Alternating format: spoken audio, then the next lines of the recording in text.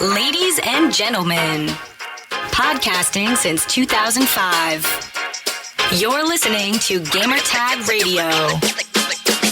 With your hosts, podcaster Hall of Famer Danny Pena, the always opinionated Paris Lilly, and from outside of the norm, Peter Toledo. This is Gamertag Radio. And you're listening to episode 818 of Gamertag Radio. I'm Paris, and I'm joined by Pete. Top of the morning to you, sir. Top of the morning, sir. How are you? That was I don't know what accent that was. That was terrible. But how are you this morning, sir? Doing all right. Had a good long stretch of gaming yesterday evening, preceded by many foods, and so I am. It's definitely bulking, aka cuddle season right now. Because man, it's a good time, man. It's a good time to be alive right now. Hey, it's December. We're going into the holidays. It's time to drink up, be merry, be with the family. That's what it's all about. So glad to hear that. So myself, yeah, dude, it's just been an insane week as far as work goes. I've been spending a lot of midnight hours working with some of our partners in India, just my real job, just troubleshooting some of the security type of thing. So I might even get a call later today. But anyways, none of you are here to hear any of that. You're like, we want to hear about video games. So I will shut up about that and remind everyone, go find us over at gamertagradio.com. If you'd like to subscribe to the podcast, you can find us over at Audio Boom. You can find us on Apple Podcasts. You can find us on Spotify, TuneIn, Stitcher, I don't know, TurboGrafx 16, anything.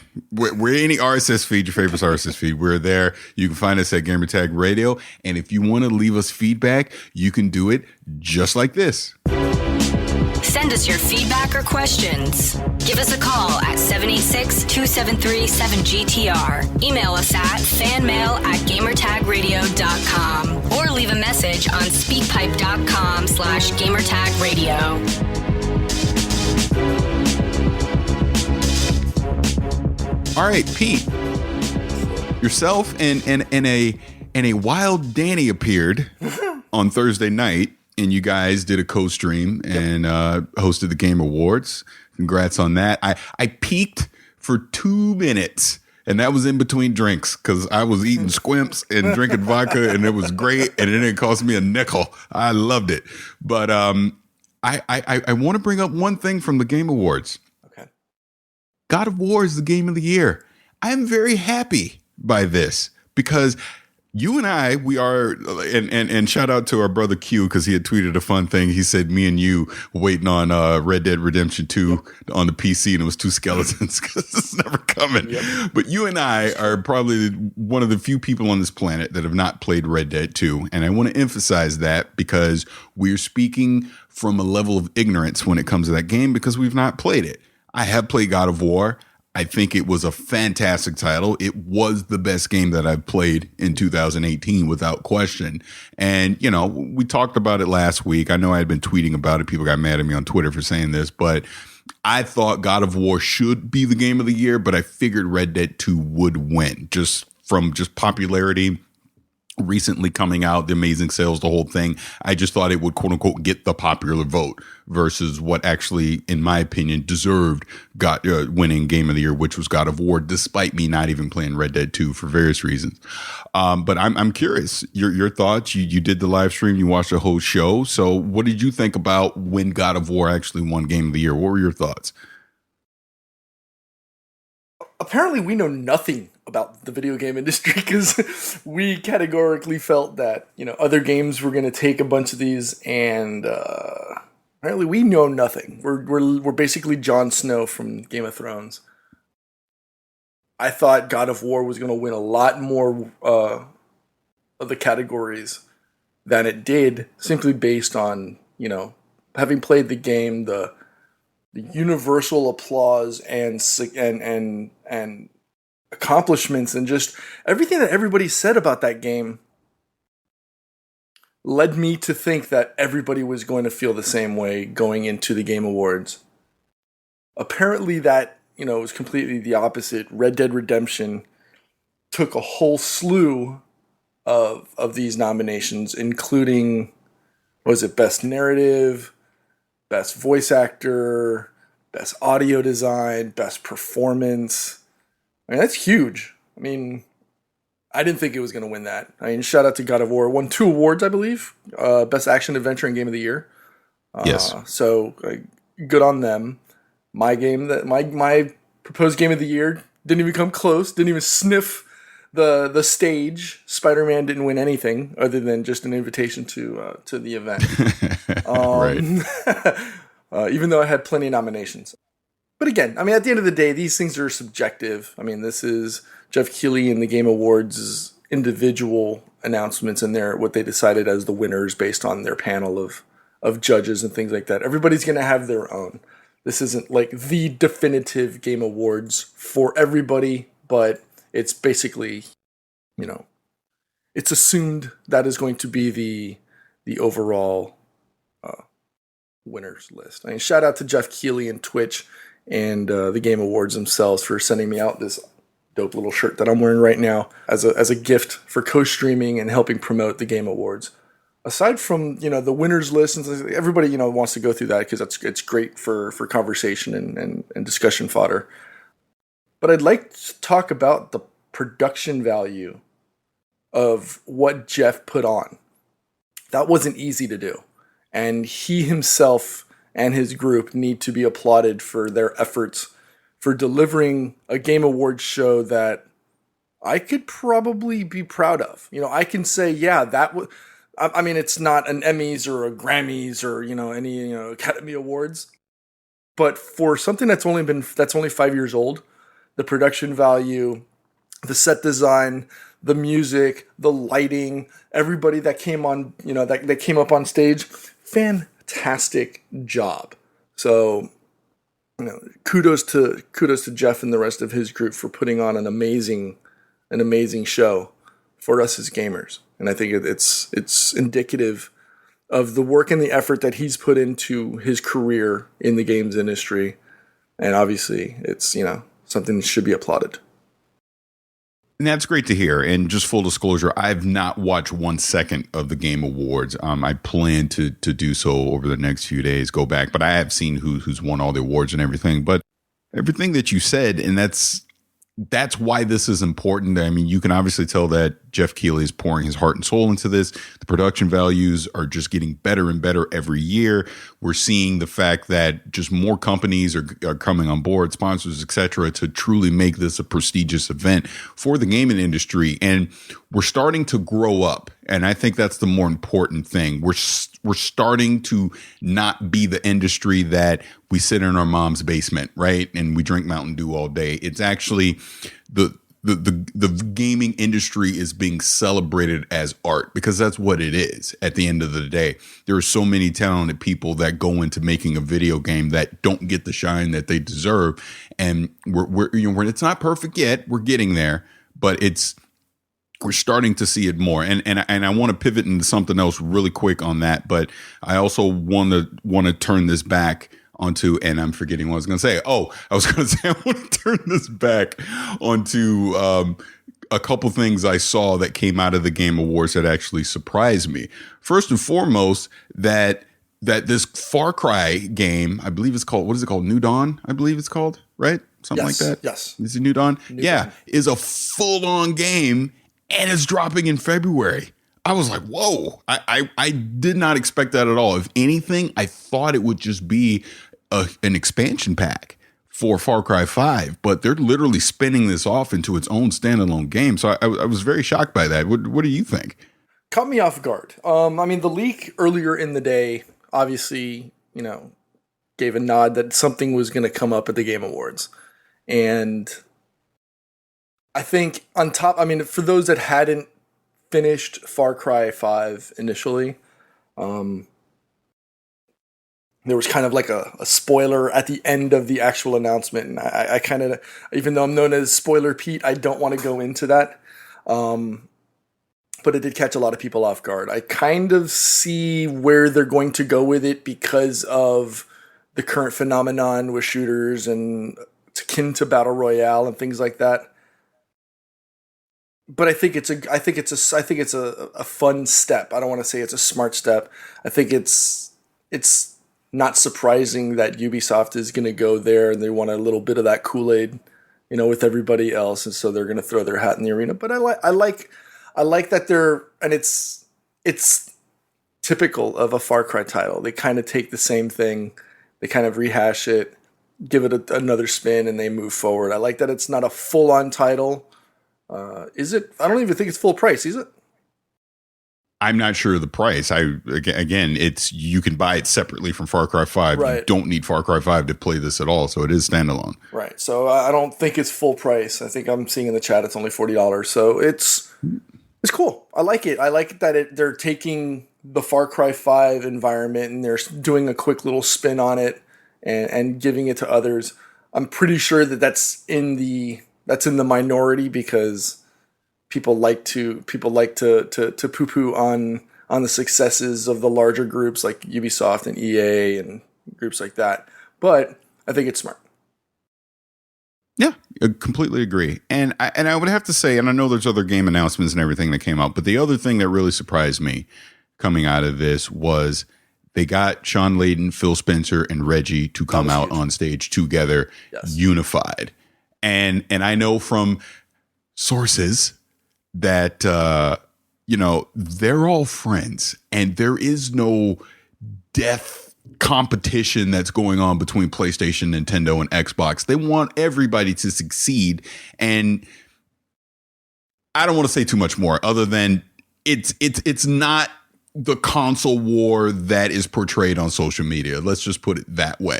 They're all these people in this industry root for each other. They want everyone to succeed, and that's how it should be. And if anything, when Nintendo succeeds, Microsoft succeeds, PlayStation succeeds, we're the ones that win. Because when they have that healthy, friendly competition going, it pushes each company to try and top the other one, right? We're the ones that get the spoils from this. We're the ones that win. So, and I know I'm 45 years old, so I'm getting a little parenting rant out of the way. So this is why, you don't want to see a company fail. I do not want to see Microsoft, PlayStation, or Nintendo fail, be it EA, Ubisoft, 2K, Bethesda, any of these big publishers out there that make video games, because if one of them succeeds, that gives less incentive for the other one to try hard, right? So I want to see more innovation come out of this industry. I want to see more risk taken, more things that we don't have today that we only been dreaming about to come tomorrow. These are the type of things that happens with this type of competition. And the fact that the three of them were able to come on stage, be unified, and show the world that no, we are friends. We do like each other. This isn't a stunt. They all hung out after the event. I mean, that's the kind of things that need to be promoted and said on social media and podcasts and streams and YouTube videos, that kind of thing, versus all the negativity that we see all the time. So again, and I'll shut up about the Game Awards and I'll actually go watch it after this podcast. But I was happy to see the feedback that happened via social media and just all the news that came out of it, because it's positive. It's not the negative stuff that we're constantly talking about. And I really hope as we go into 2019, us as Gamertag Radio, we can get away from always bringing up the negative. And I'm saying that we do, but that we stop highlighting the negative in the gaming industry and look towards positive things like that. So that's it. That's all I had to say on the Game Awards. And if anything else you want to bring up. Well, again, yeah, I 100% agree with you with regards to them being friends. At the end of the day, this is a professional business, right? Everybody, you never burn bridges because you never know where you're going to end up next. Was it Jeff Rubenstein? He was at Sony. Now he's at Microsoft. People jump around in this industry, and it's a small world, right? So you never know who's going to be your next boss. That being said, when we saw the three of them on stage, all of our first reactions was going to be, oh my God, here it is. They're going to bring crossplay. They're going to announce it right here on the Game Awards. And, as being greedy gamers, that's what we wanted, right? We were all like, here comes the announcement. We're all going to get what we want. It's not going to be about what's best for the Game Awards. Or, just be a simple, hey, we're all friends. We're here on the show. So I just wanted to comment on that. Aside from that, yeah, they want us to be happy. They want their businesses to succeed, and everything we see on Twitter and about Sony is doing this because no, it's not. That's the furthest thing from their thought patterns. I mean, we need to stop thinking as gamers sometimes, and sometimes understand that there's a business relationship going across, and they've got partnerships and agreements that they can't break, even though we as gamers want to have what we want. And I don't want to turn this into, like you said, a rant or an anti-platform discussion, because there shouldn't be. At the end of the day, let's just be happy that we have what we have. This is an amazing time in games. There's so many titles out there that bring happiness, whether it's an action adventure, whether it's a shooter, whether it's a puzzle or a platformer. Just go out there and have fun, man. Yep, agreed. 100% agree. So let's do this. We have a couple ads this week, so let's take a quick break. Let's play an ad, and then when we come back, let's talk about Bethesda and something they just did with Steam. You're listening to Gamertag Radio.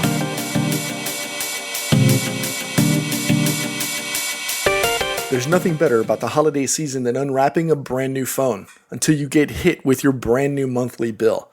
The big wireless providers can really suck the joy out of the holidays. So this year, don't just upgrade your phone, upgrade your wireless provider and switch to Mint Mobile. For a limited time, Mint Mobile is offering the best holiday deal in wireless you've ever seen. 3 months of service for only $20. $20 will get you 3 months of wireless service with 5 gigs of 4G LTE data each month, plus unlimited talk and text. You don't have to go out and buy a whole, the most expensive phone in the world. You can actually use your existing phone with your Mint Mobile plan. Keep your old phone number along with all of your existing contacts. But this holiday deal is only here for a limited time. And if you're not 100% satisfied, Mint Mobile has you covered with their 7-day money-back guarantee. So ditch your old wireless bill and start saving with Mint Mobile. All you need to do to take advantage of this Mint Mobile holiday deal before it's gone is go to mintmobile.com/GTR. Get 3 months of wireless service for $20 and get the plan shipped to your door for free just by going to mintmobile.com/GTR. That's mintmobile.com/GTR. This is Gamertag Radio. Voicemail at 786-2737-GTR. All right, we're back. So Pete, Rage 2, it ain't on Steam. Why? What's going on? So Rage 2 has been pulled from the Steam launcher and is no longer available there because Bethesda with their launcher is now the only place where you can download Rage 2. I guess we should all have seen the writing on the wall with this coming. I know we started talking about the Bethesda launcher and the requirement now that you need to have 43 different launchers on your PC if you want to play a Bethesda game, or if you want to play most games. Considering Bethesda's going to now pull one of their highly anticipated titles off of regular availability and only available on the Bethesda launcher, obviously we've got the Epic Games Store announcement from a week or two ago. Ubisoft has Uplay. EA has Origin. What is it? Blizzard's got Battle.net. Everybody has their own launcher. What does this affect on Steam and on gaming in general? I'm going to start seeing it for everybody. Well, it's like we were saying last week, when we were talking about Epic, announcing their game store. Steam is going to have to evolve from what it currently is. In my opinion, it's been very stale and stagnant. I don't know, the past X amount of years. And now we're starting to see these other companies realize we don't need Steam to deliver our content anymore. We can have our own store. We can have our own platform to deliver these things. So the fact that Bethesda is also doing this, what does that mean, for their obviously big AAA games moving forward? It's, Are we? It's funny because we've talked about this in the media consumption side of, as far as digital delivery of TV shows and movies, where you have a Netflix, you have a Hulu, you have all these different platforms, and we all just want one gateway to be able to get everything instead of having to subscribe to 20 different things to get our content.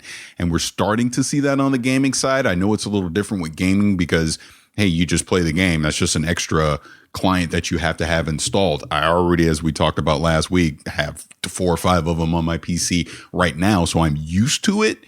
But for what Steam does, where they're charging a percentage, to put the games up there, and these companies are like, why are we paying them? This is pointless. Why do that? Now that Epic has entered the arena and they're basically saying, hey, we'll do it for cheaper than what Steam's doing, so companies are going to start going there, especially indie titles. So I don't know. It's we'll see. I don't necessarily know that Rage 2 is the game that gets me super excited to want to go get it directly from Bethesda, but it's a sign of the times, and we're definitely going to start seeing more and more of these games do that, at least obviously on the PC side versus console. I mean, I'm not surprised that everybody has their own launcher. They want to be able to deliver their own services and control. And maybe control is the wrong way to put it across, but they want to make sure that your optimal experience is delivered by their launcher. I mean, I guess this is a great way to segue to the next topic. We brought up the Epic Store announcement, and with that, I mean, everybody, universally applauded that announcement because of the fact that they're going to start giving more money to the developers. Rightfully should, right? Giving that opportunity to put stuff on their platform, though, kind of raises some eyebrows with a couple of titles. Some games, obviously get an exclusivity arrangement. We saw that on the Game Awards. We saw a big slew of titles being announced with some kind of an agreement saying that it's coming to the Epic Game Store, whether it's coming exclusively there or if it's coming along with, right? Because, not every game is going to have that exclusivity agreement. So there was a game called Satisfactory from Coffee Stain. It's like a factory building game. I'm not 100% familiar with the title, but it was on early access on Steam. And then players noticed that it had been removed from the Steam store. Like, it wasn't able to be purchased there anymore. And they didn't tell owners of the title that it was being pulled from Steam because it was going through an exclusivity agreement on the Epic Game Store. And so as a result, people who had early access on that, on Steam to Satisfactory, now they've lost any of those benefits from getting it as an early access title because of this exclusivity agreement. And so, the response has been, as you can imagine, pretty poor, because people go into buying early access titles with some kind of an anticipation of getting like a prize or something like that once it launches, because you've been there since day one. Ashen from Annapurna Interactive, who had a really good response at the Game Awards as well, their title was promised as an Xbox Play Anywhere title as well. And so now the PC version is going to be exclusive to the Epic's game launcher at launch. And it's also been removed from the Steam page, showing as a to be determined instead of having an actual release date. As we see more games shift over to the Epic Games launcher, I'm curious how people are going to respond now. Are people going to start looking at Epic Games with kind of like that crooked eye? Now they're pulling in at now. Things aren't always as beautiful and as green as they originally expected once this announcement came. I'm curious what your thoughts are on that. Again, I get it, but doesn't change have to happen? Don't we have to start going this direction? I mean, that's really all I can say on it. It doesn't surprise me that this is where we're headed. Again, for everything that I was saying previously, I mean, we've been in such a stagnant state with digital delivery. It has to change. And this is what we're seeing. I mean, sure, it's not going to be perfect day one. There's going to have to be, edits and pivots along the way. But this is the direction that we're going. So not surprised. I mean, like, people like to argue that monopolies shouldn't be around. And I guess if you think about it, Steam, just by association, has become that monopoly. Everybody just instantly thinks Steam is the one and only access that you should have towards, your game's library. While it does have its benefits, I do see how people would want a single solitary online delivery platform, let's just say, right? It's quick, it's easy. I mean, it's been, like you said, it's been around since the Stone Ages at this point, considering, the games industry and PC gaming. So people are familiar with it and they're abject to change. They don't like change. And if it's the one thing that I've learned in my career in enterprise business, is that change is the only constant. And I'm sure you can attest to that. Oh God, yeah. That being said, as reluctant as I am to have to go down the multiple client route, sometimes, I obviously I do it anyways because I'm looking at all the clients on my desktop taskbar and I have to deal with it. But I'd like to see some kind of a streamlining method of this. Make it browser based, right? Give me an online browser that I can access all of my online stores with, and maybe download that through that instead of having to have a physical client to manage all those downloads. Allow me to download it at my leisure as opposed to having a client running in the background, taking up frames or taking up processing power. I guess that's the only thing. The daily maintenance of having to maintain all of my browsers and all of my games. I can tell you right now why they're doing that, just from a security standpoint. It literally it's to God, I don't want to get too technical with this.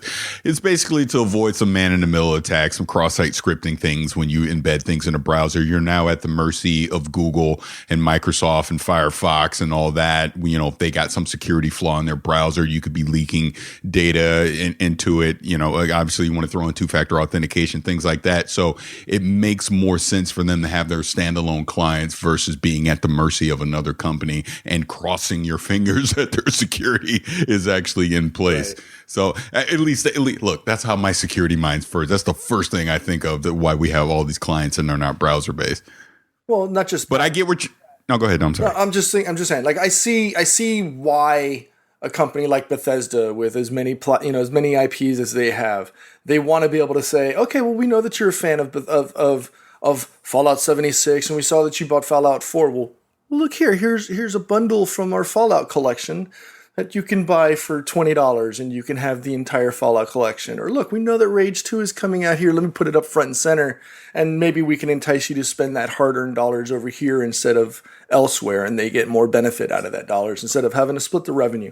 I see both sides of the fence on the decision. Why it's just me as, it's my PC. I want to be able to have ultimate control. I don't want to have multiple accesses, or the requirement to have multiple applications for my mini games. I personally would prefer to have a single point of entry, but I totally understand why, from a business perspective and, as you say, from a security perspective, they want to be able to maintain and ensure that your gaming experience is going to be what you get. And I also understand that this is a great way for them to ensure that the files you're getting for your game are actually getting to you and preventing, I don't know if we're going to be preventing people from pirating games and things like that. Right. Now, because before we go too far in the weeds on this, and people are like, I don't care, I just want to play games. One thing that happened this weekend, which I actually wanted to mention during the Game Awards, but I'll mention it here because I think it has some relevance, is Kind of Funny and them doing their showcase this weekend and spotlighting, was it 70? I believe it was over 70 indie games that they spotlighted. I watched about half of it while I was yesterday while I was doing things on Twitch. But the fact that, again, shout out to Greg and all those guys that are involved with Kind of Funny, being able to, again, we talk production values and everything, for that small group to be able to pull that off is just amazing. But again, when we talk about all these different clients and Epic and Steam and all that, that's a great example of we've now had these 70 indie games that have had some shine put on them and people are paying attention to them and they want to go to purchase them. Where do you think they're probably going to go? They're probably going to go to Epic, right? Because that's where they're going to get the best deal. And again, being an indie company, a small company, you have to be budget conscious. So anywhere where you can save $1, you're going to do it. So the fact that Steam now has this competition with Epic, you're going to see a lot of indie titles go there because it's just the smart business move to go there because that's where you're going to save their money, especially if they're using an Unreal Engine. They're going to save even more. It just makes sense. Oh, you're right. You're right. I mean, it makes sense for that to be the reason. I'm just, well, yeah. And again, just to wrap this up and we can move on. So, I mean, 2019, obviously we're going to see a lot of change with these digital platforms for games. Like I said, Epic is entering now. Steam is going to have to pivot. You know, what is Origin going to do? What is Uplay going to do? Et cetera, on down the line to entice people to make GOG, to make people say, I want to go here to get all my games that I can that aren't tied to one specific publisher. So it'll be interesting to see. And I'll even throw this in. Microsoft is going to be a very interesting player in this arena because Xbox has made it very clear that, you know, they want to have a presence on the PC side. They realize that their current Windows Store is not the ideal place to go get digital games. So I'm sure they're going to reinvent it, especially with Scarlet and all that coming in 2020. So we're going to see a reinvention of their game store on the PC side as well. And what does that mean? Are they going to try and entice more indie titles and more third-party people to also be in their store? What incentives are they going to put in there? Not to mention, you're going to have their full fleet of their first-party games are going to be available there as well with Xbox Play Anywhere. So it's going to be good. It's going to be good. I know people don't like change, but it needs to happen. And hopefully something will come out of this that, again, us, the consumer, will be the ones that eventually win with all this stuff. Well, hopefully Microsoft can clean up that Microsoft store because that's trash. Well, that's my point. That's my point. But they've acknowledged that it is, and they know it is. And I guarantee you there are people in Redmond right now that's working day and night to figure out what is the best way to deliver our content, you know, via the PC, you know, for Xbox Play Anywhere, and what other incentives can they bring to the table. So again, I know we're beating this dead horse to death. So let's go ahead and move on from this. So let's play another ad. Let's get another ad out of the way, and then let's just get into the back half of the show. Let's talk about EA, since we were talking about Origin. Let's talk about that alpha for Anthem and some controversy about that. I'm getting into pop culture, even if you don't, Pete. So we're definitely going to talk that on the back end. We're going down the rabbit hole. We're going down the rabbit hole. We have to go down the rabbit hole because Danny ain't here, so we can do whatever the hell we want. So let's play that ad right now, and then we'll be right back. You're listening to Gamertag Radio.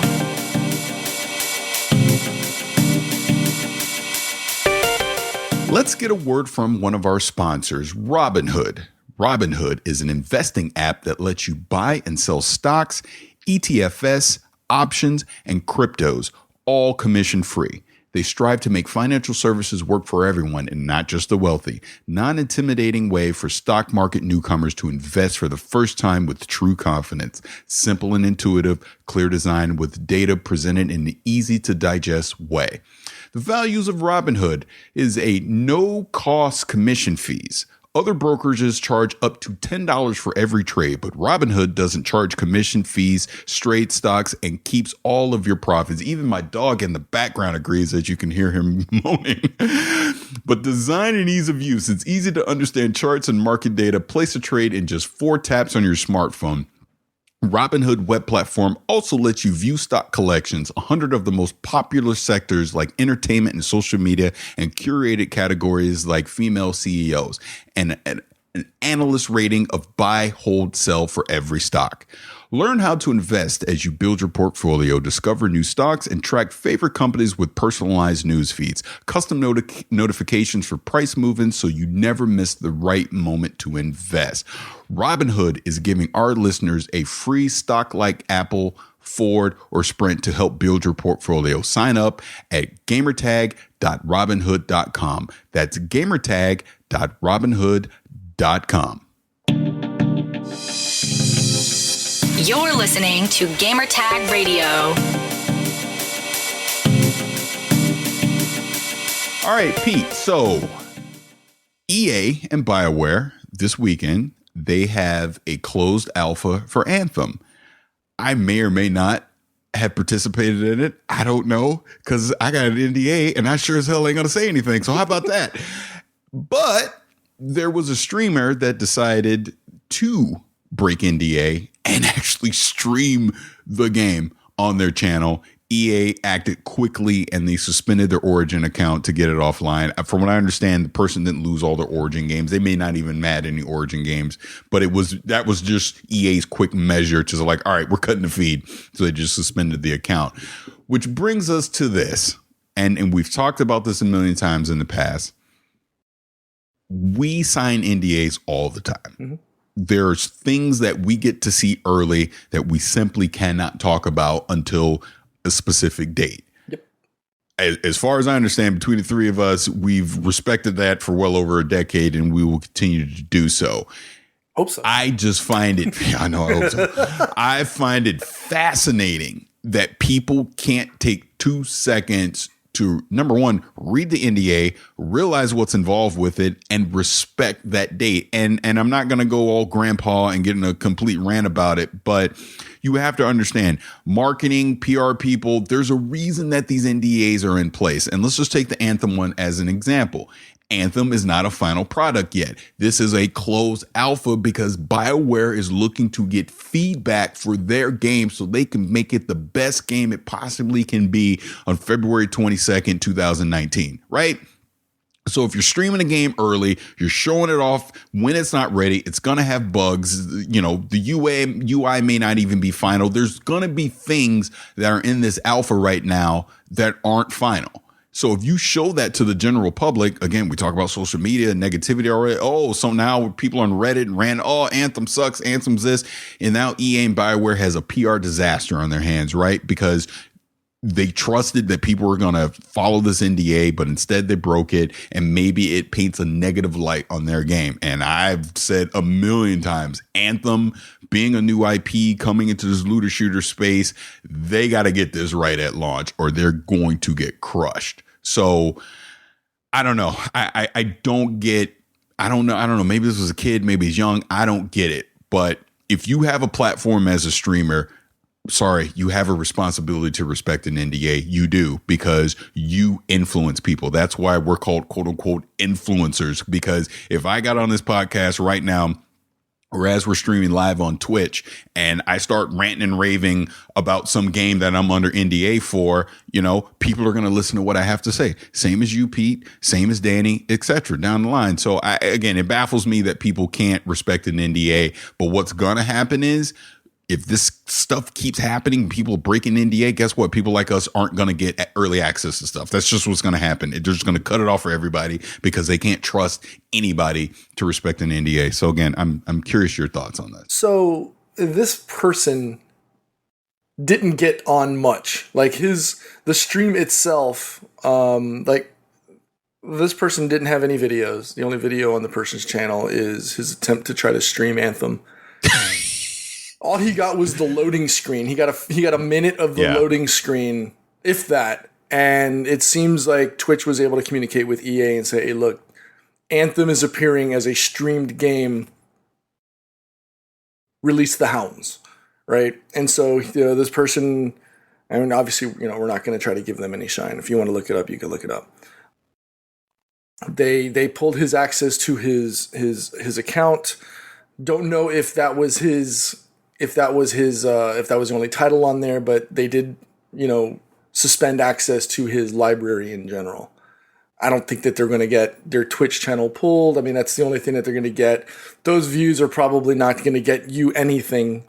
So if that's your concern, if you think you were going to become the next, you know, major streamer to go get major loots as a result of this simple, stupid act of yours, good luck. But that's not how it works in this business. People succeed because of their hard work and their efforts done through time, not because you pulled a quick one hitter, right? So we've said it on the show countless times. You're not gonna, if you're expecting to be able to go buy that Tesla and that 4-bedroom house now as a result of trying to stream things quickly, that's not how it works here in the gaming space or elsewhere in business, right? You're not going to succeed by trying to go for the one quick, the one hit, the quick one hitter. So it's a stupid, immature move to try to go and just get, try to get that shine as a result of this. I mean, it kind of is indicative of our culture these days. Yeah, it is. Our social media, obsessed, community loves to be able to get that acknowledgement that, hey, look, look at me, look at what I'm doing. But this isn't the right way to do it. If you want to have if you even want to be in this industry, that's not the route to take. That being said, I mean, it could go, in that same conversation go, so many ways for so many other industries. Just why do that? I mean, I just don't understand it, but people go learn. Yeah. And you gonna learn. You gonna learn today. So shout out to EA and Origins for acting quickly and not ruining, because at the end of the day, they're trying to control the narrative of how their product is delivered. Yeah, they're trying to test their servers. I'm assuming. So let us test the game so that you guys get the better experience at the end of the day. Completely agree. Yeah. Completely agree with everything you said. And I don't know, like I said, people will learn. They'll learn. That trying to grab that 15 minutes of fame honestly will not get you anywhere. So didn't even get him. Didn't even get 15 minutes. It was a minute and a half. Yeah. It was maybe a minute and a half. The guy spent. It's just silly. The person spent more time on their Origin browser through Task Manager and going through their Hotmail account, trying to find a way to get access to it, than they did showing the loading screen. So yeah, good job. Freaking hilarious. 10 out of 10. Really hilarious. So I think we should go ahead and wrap up the show right now. Let's do this right now. Let's let everybody know where they can leave us feedback. Send us your feedback or questions. Give us a call at 786-273-7GTR. Email us at fanmail@gamertagradio.com or leave a message on speakpipe.com/gamertagradio. All right, so a couple housekeeping notes. I'm pretty sure we're not going to have an episode coming up this Thursday because the three of us will be traveling in secrets. So I don't. Yeah, yes, we can NDA. So I don't think we'll have a Thursday episode. I'm not 100% sure. We may be able to guerrilla something together and put something out. But if you don't see an episode if you don't see 819 show up in your RSS feed on Thursday, I just warned you right now. So a little heads up on that. But with all that said, it'll be great for the three of us. Three of us will be together in the same place at the same time for a couple days. So it'll definitely be good to see Danny, see Pete, and get to hang out and do the friend thing as we always do. So really looking forward to that. Other than that, again, we're in December. There's not a lot of gaming news going on. Obviously, the big thing that happened over the last week was the Game Awards. So that's why we talked a lot about that.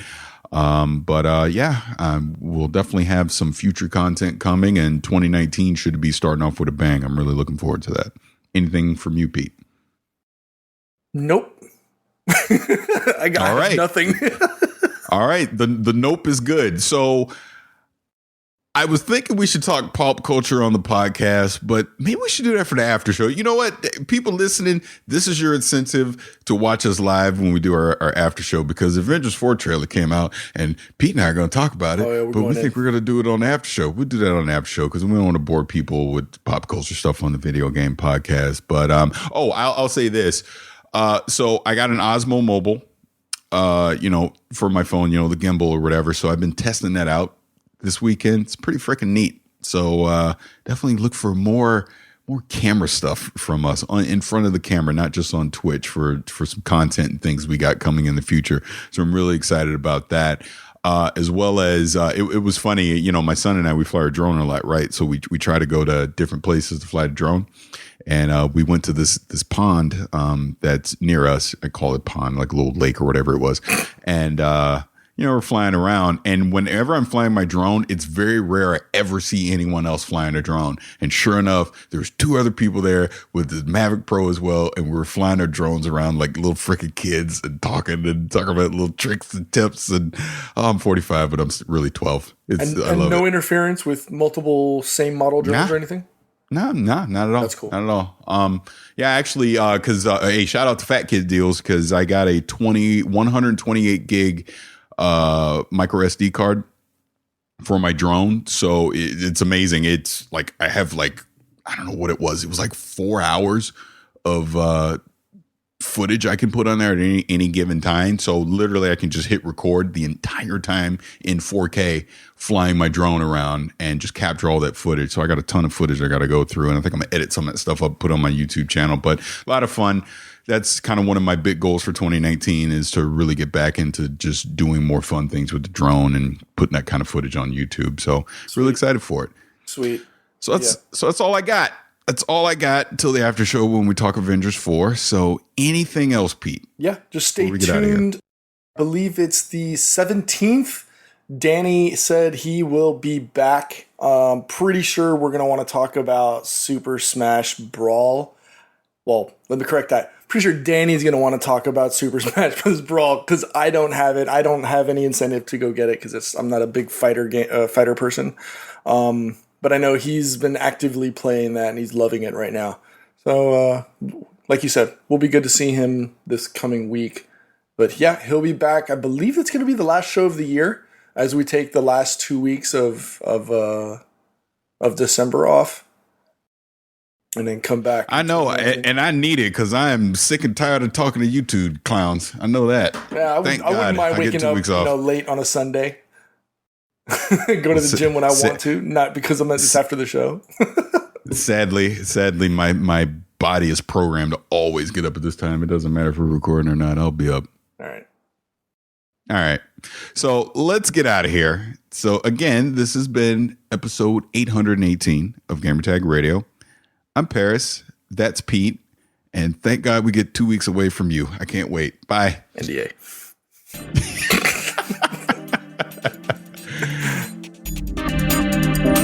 Thanks for listening to Gamertag Radio. Be sure to like us on Facebook and follow us on Twitter.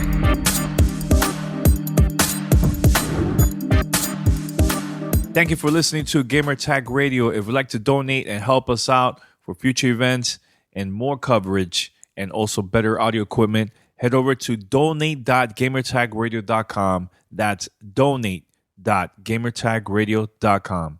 Thank you.